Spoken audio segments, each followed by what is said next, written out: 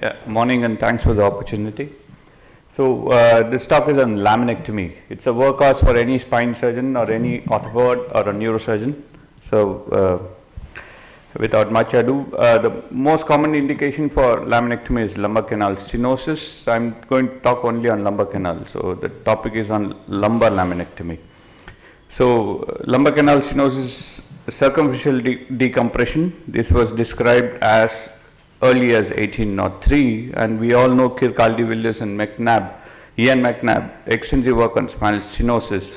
The classification of stenosis is usually central canal stenosis and lateral canal stenosis. These are the most primary stenosis, and there can be a developmental or congenital stenosis.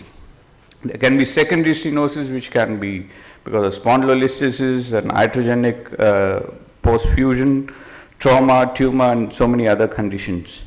The pathophysiology is usually the three normal variants of lumbar canal. Most of us are aware of it. There's a trefoil, which is the smallest, and we should be aware that this can be a congenital lumbar canal stenosis. And as I said, Kirkcaldy-Willis, Farfan, and Ian McNabb have done huge work on spinal canal stenosis, and they've described why the stenosis occurs: the collapse of disc space, degenerative hypertrophy of the facet joints, and enlargement of the ligamentum flavum. So we should be aware of these 3 points, because when you do a laminectomy, these are the things which you want to decompress. So the 3 types of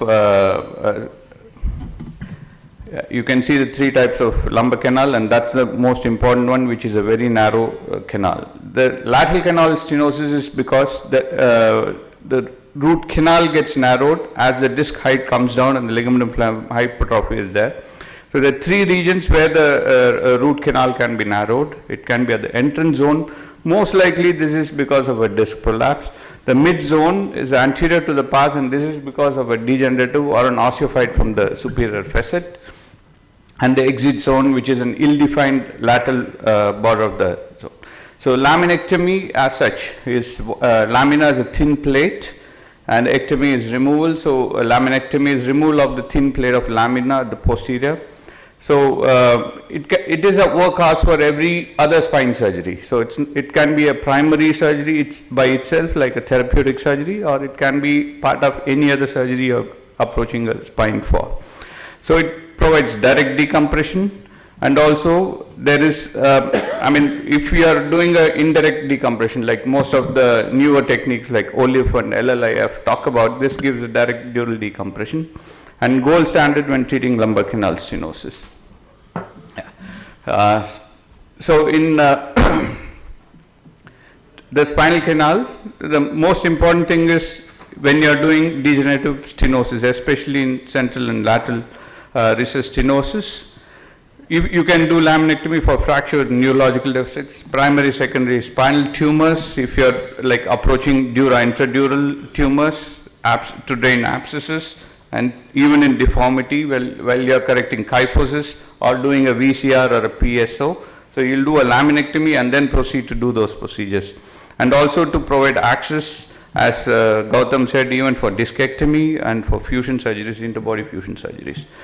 The contraindications are not absolute. Most of them are relative contraindications. You should be aware of instability, because the lamina and the ligamentous structure posteriorly give up to 15% of the stability, and once you remove it, the instability increases.